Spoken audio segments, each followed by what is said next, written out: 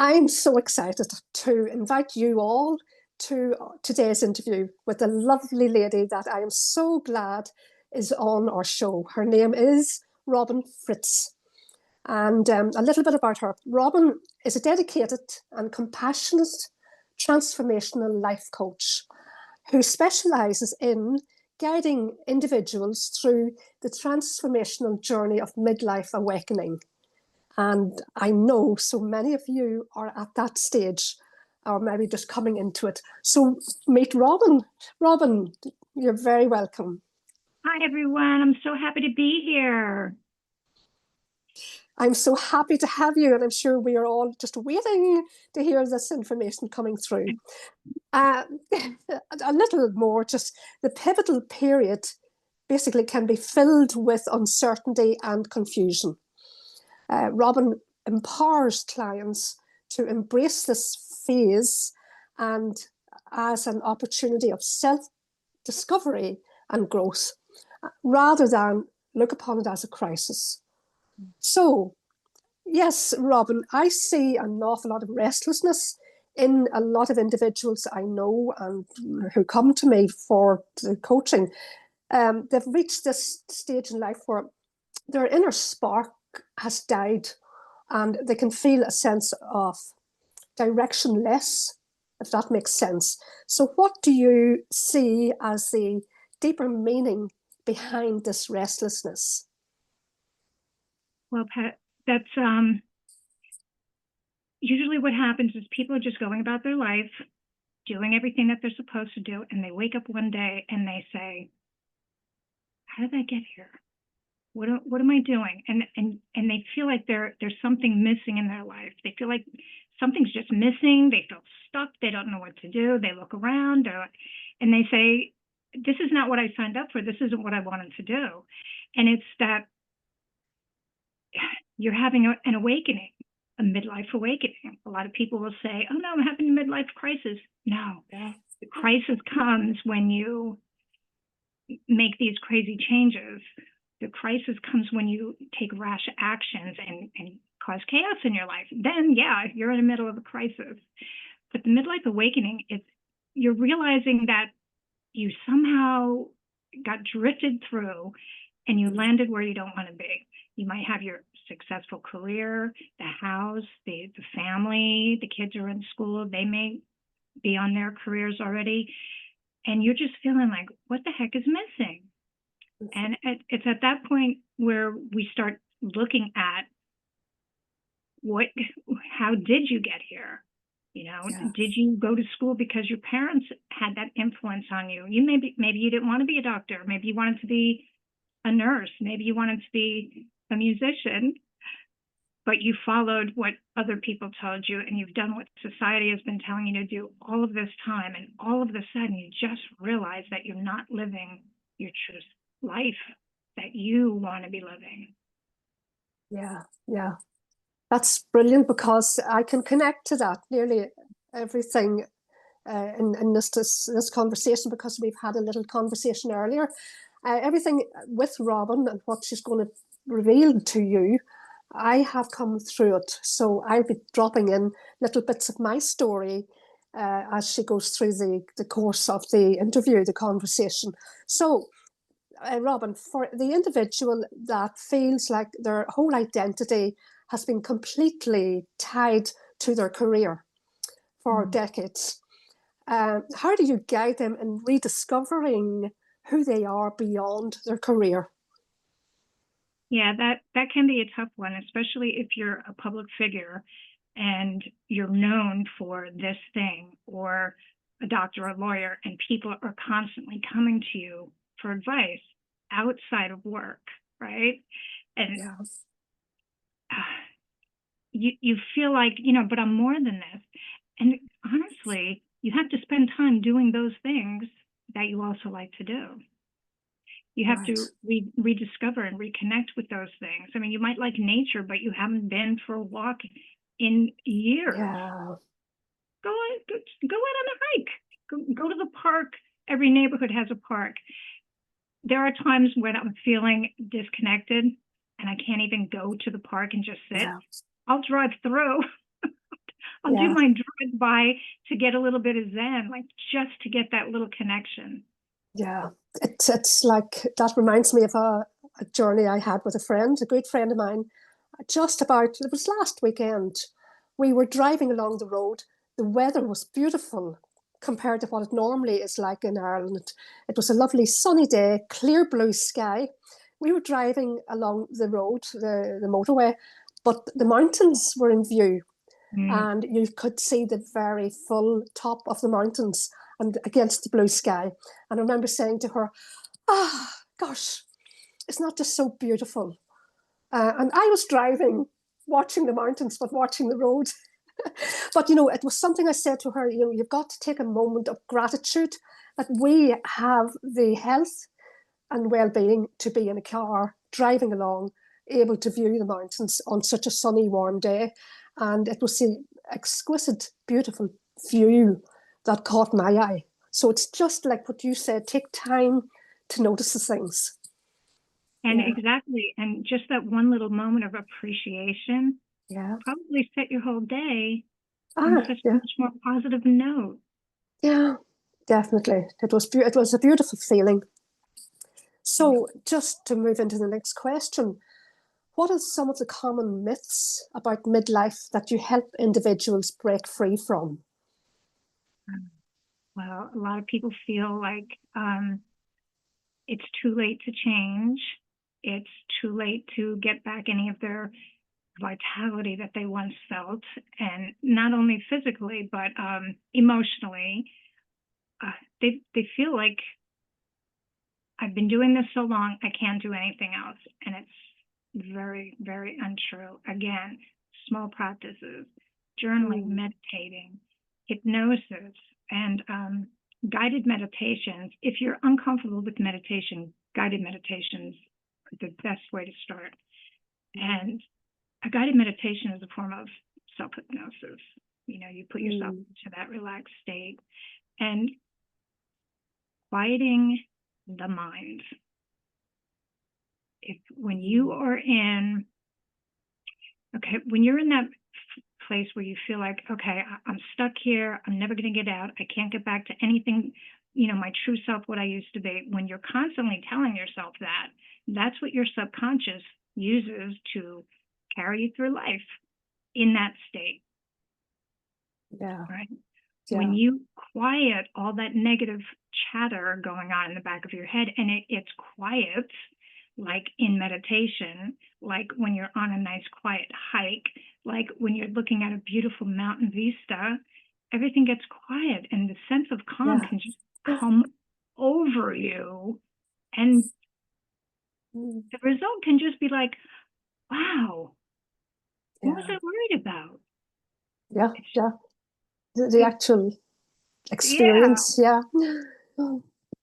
Beautiful, beautiful.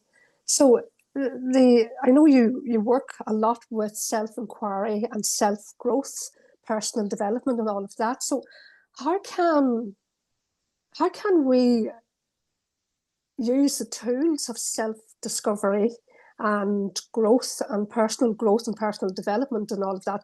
How can we use those tools to reconnect to our authentic creative voice within us?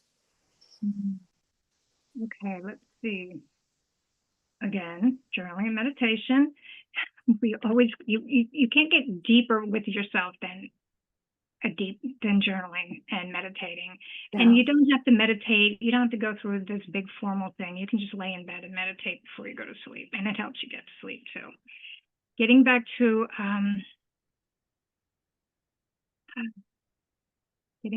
our creative. I'm sorry. Yeah, the creative, authentic creative voice, like our purpose, really, our life purpose. Well, there are tools like Ikigai, where you can go through a certain exercise to find out what you're good at, what you can make money at, what people know you for, and then you find the place in the middle that you connect with. Taking personal development and courses that can help you discover what it is that you like. If you like an introductory course, think back to when you were in younger days of school, and you would take like short little stints in different shops or cooking or needlepoint or sewing. And it gave you an opportunity, or science, biology, woodwork, metal. It gave you an opportunity to get a taste of all these little things. So you connect with that part of you that is connected, trying different crafts, taking different courses. There's master classes everywhere. Usually they'll have a price tag at the end if you're interested in signing up to that, but you don't have to. Tapping it, exploring all these different things and revisiting. Think like this. Think back to what did you want to be when you grew up? Yeah. Think about that. Connect with your inner child. And, like we were discussing earlier, maybe somebody like me, 60 years old, I'm not going to be a model and an actress. I'm not going to be on Sports Illustrated, the cover of Sports Illustrated, ever. But I can be in that field some other way. Yeah. I love that. I love the way you take the perspective of some other way rather than outside of the box. Yeah.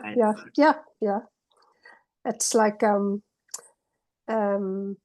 reinventing ourselves. It's about basically the next question that I have is about the reinvention of ourselves.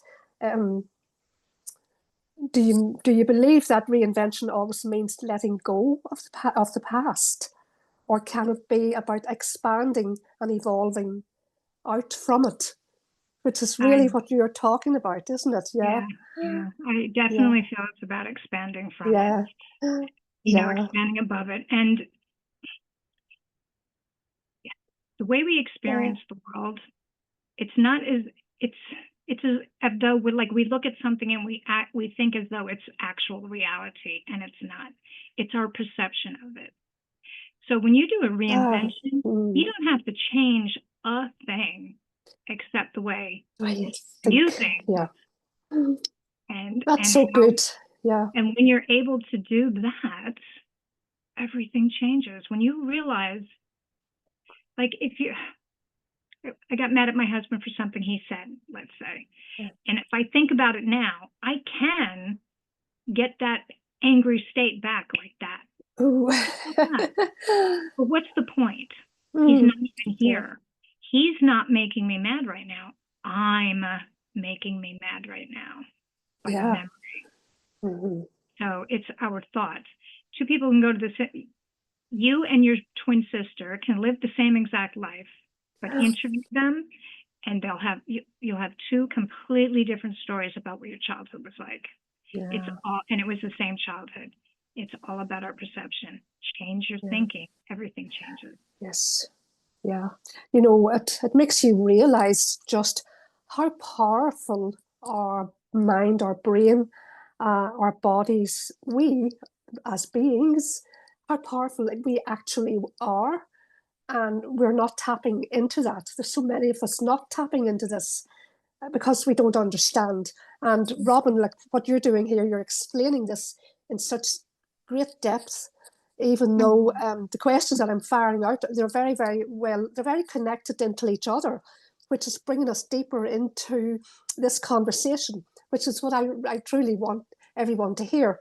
Because everyone that, a lot of the people, well, at my age, you see, I'm over 60, I'm in the mid-60s. So everyone at my age and younger have either gone through this or reaching it or going through it. And, you look at the person that's going through it and they are so lost. They are so shriveled up into themselves, and their whole confidence, their whole persona just shrinks. And it's for them, they think there's no way forward. They think it's nearly the end. Yeah. No. That's it. They think that. Yes. Think right. the mind again.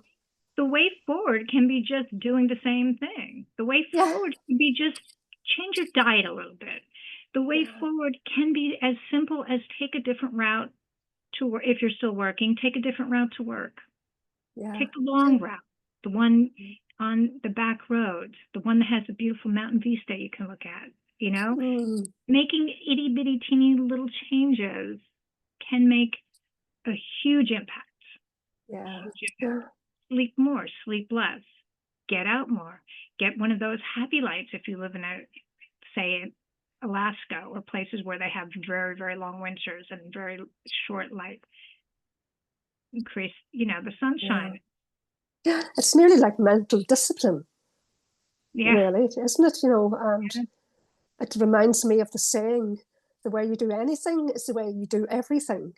So if you can discipline yourself to do anything that you're doing, do it well. And use that mental discipline to get you into that way of being again, rather than shriveling up. So how can leaning into the discomfort help fuel the transformation during that stage of life?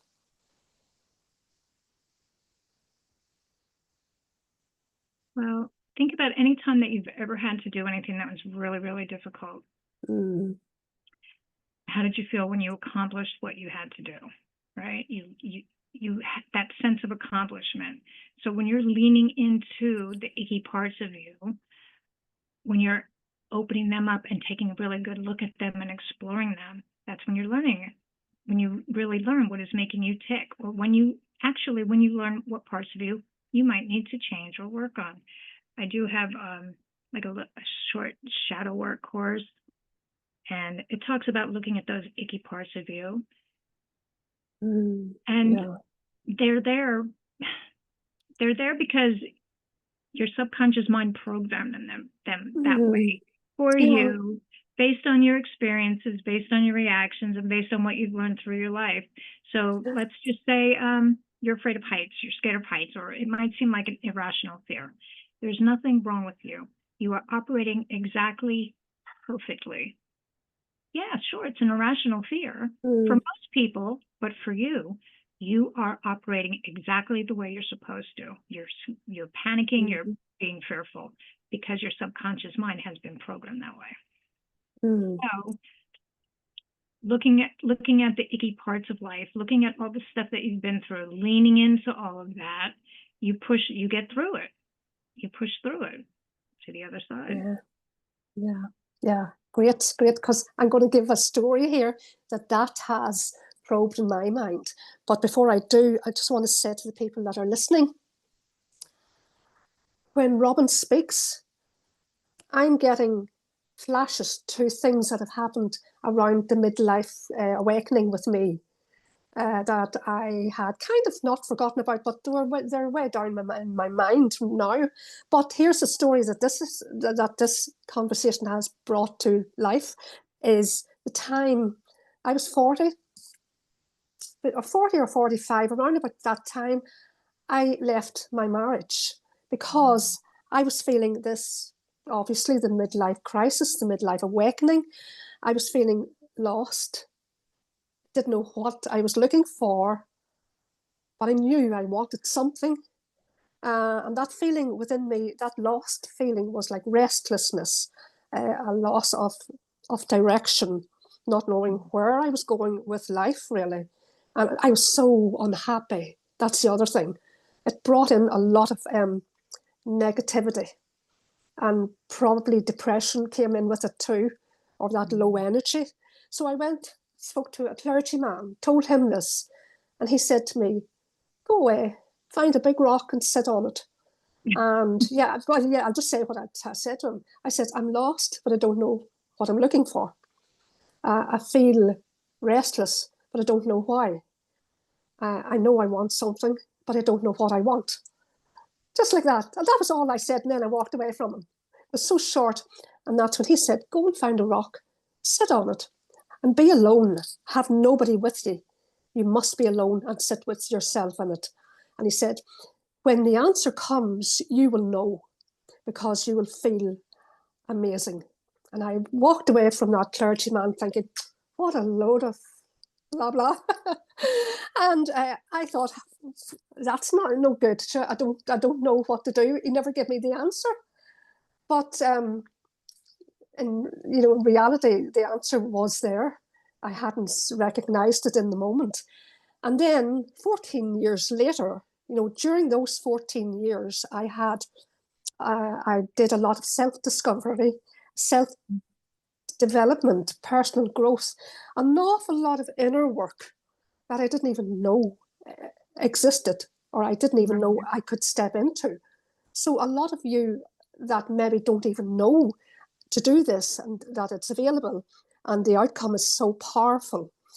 Today I'm back in my marriage. I walked back into it again, and my good husband welcomed me back. So that's my story of the midlife awakening.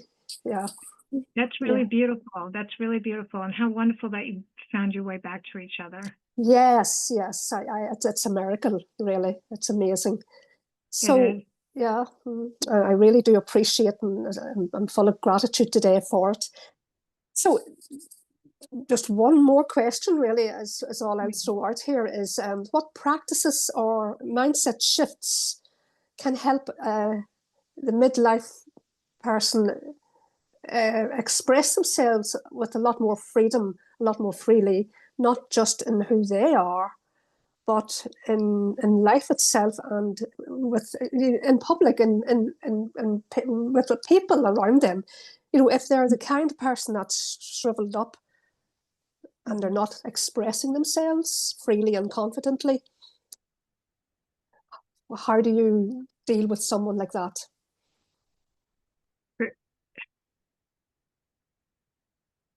So if somebody can realize that, and this is not my quote, this is a quote by Sydney Banks, the pioneer of the 3 principles of mind, consciousness, and thought. You're not afraid of what you think you're afraid of. You're afraid of what you think. Brilliant. And I said it before I said it. It's not my quote, because it is brilliant. The person who's not going to express themselves, why are they not going to express themselves? Fear. What are you afraid of? They'll laugh at me. They won't like what I say. Yeah. Well, this you haven't is not said good it enough yet. thing. So, you haven't said it yet. So all of those fears, they're not real. They're in your head. Yeah. They're in your head. And what was the other thing I was going to say on this? The thing that hasn't happened. Oh, the other thing. If you can disengage yourself from the outcome. So, right? I mean, just those, but how the heck do we do that? I mean, that's the thing. You have to get to a point where you don't care. I don't care if I don't like what they say, because somebody has to hear it. Yeah. So I might be talking to 50 people, and if 25 of them don't like what I say, okay, the other 25 are indifferent, but one person's life might be changed. One person might not unalive themselves. One person might rekindle their marriage or their happiness or something, and that's worth it, right? And that's what we do this for. The people who didn't like it will go on and find somebody else that can help them. Yeah. I mean, disengaging from the outcome, it's hard because, we want to save face, we want to look good, but we want to look at it in the eyes of somebody, not really about beauty, but about our skill level and things like that. But it's not the end of the world if people don't like us. It's not the end of the world. I mean, we can all attend the same movie, and every single person will have a different opinion of the movie. A lot of people say it was fabulous, it was great. Other people may say, what are they talking about? It was so boring, or the love scenes were so sappy, or the action scenes were lame. Oh, I could tell all the special effects they were using. But that's not what we're looking at. We're looking at the movie, not the little bits and pieces and details. Yeah. And, by now people probably everywhere have heard about the let them theory. They don't like you, let them. Let them. Yeah. Mm-hmm. Let them. Yeah. Mm-hmm. Yeah. It's like I was at a concert last night, and the stage was, there were different artists coming out to perform, and each one of them performed an excellent concert. But each one of them were so free in their expression and their movement and their dancing and all choreography on the stage. And that also brings me to think of another, she's my daughter, really. She's another musician. And in the beginning, she was very shy, very withdrawn, and would hardly speak on stage. She plays music, as a profession now. So now she's totally different. She's full of confidence. She just says anything to the audience. She's not watching what she says. She could say anything, where I would sort of, if that was me, I would sort of, But I said to her one day, how do you do it? How do you say it? You just get up there and you say anything. I don't give a damn. That's what she said back to me. She says, I don't care. She says, there used to be a time when I cared what people thought of me. But she says, now I couldn't care. I don't know how she's done it, but she's got herself from that shy little girl to this extrovert out. Must be so I'm proud, yes. But the crowds that she's drawing or pulling to her, and coming onto her Instagram page, the followers are building all the time. And that's literally through the magnetic personality that she seems to have, but more so through not caring what people think of what she's saying to them. She says anything. Confidence. Yeah. She doesn't care if she hurts them. It's that type of a way, though I'm not saying that she hurts a lot of people. But she doesn't, you think she doesn't think what she says, but she just doesn't care. She's let go of the outcome. She's disengaged from the outcome. Yeah. And in doing that, look at the connection she's making. Yes. Because she's disengaged. Because now she's a magnet. Yes, absolutely. Because people are so attracted to that confidence, that, some people may say, oh, who the heck does she think she is? But those aren't her people. She doesn't care. She doesn't care. They're not her people. And that's it. I don't care. Yeah. They're not my people. The people who do like what I say, who like what I do, those are my people, and those are the people that need me or that I'm trying to reach. But that's amazing. When I was approaching 60, I was like, I don't know, for like 20 years of approaching 60, I was terrified of being 60. And, like that number. And then 2 weeks before, all of a sudden I was like, wait a minute, I don't care. I look really good for 60. And I'm going to say, you do. I look good for 60. Okay? You do. I mean, I got my weight. I have issues, and, I got myself nice and trim because I have back issues, other issues. So, hey, I'm okay. I don't have any serious medical conditions. I look pretty good. I mean, I have a lot of hair loss. I'm getting wrinkles like crazy, but when you look amazing. I'm happy, but I'm happy I'm alive. I'm happy about the wrinkle part. But I know she got to that point as a young woman. She have to wait to 60. And I hear a lot of people at 60 are like, I don't care. What age? She's 37 now. It's lovely to watch this. It's over the last 5 years that this turnaround has happened with her, that this breakthrough, there's something just has exploded out of her, and it's a different her coming through. A transformation. Maybe not. She's maybe not at the midlife awakening yet, but she is a very spiritual person, and I can have long, deep conversations with her spiritually. So she's very mature that way. So who knows what's in front of her? I think that has a lot to do with it. Yeah, absolutely. So basically, this is amazing. I love this conversation, and it's very much geared for, as I say, the midlife awakening in individuals, musicians, creatives, anyone at all. This interview can reach out to anyone. So it's a very open interview. So anyway, Robin, thank you so much. I am delighted that you were able to make it onto the show. Thank you so much. I am so glad I'm here. And I wanted to take this opportunity to thank you very much, Patricia, because you have, just even asking me to do this, you have reignited a creative spark in me. And I'm serious. And we had shared a little bit earlier, I have an issue with recall, and I know it's from my childhood because I remember having this happen to me when I was in school. You know, it's like I forget to protect myself from giving the wrong.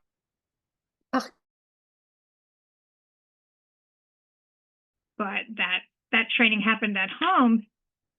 So when I'm speaking, I have a very difficult time recalling like an author's name or a fact or something.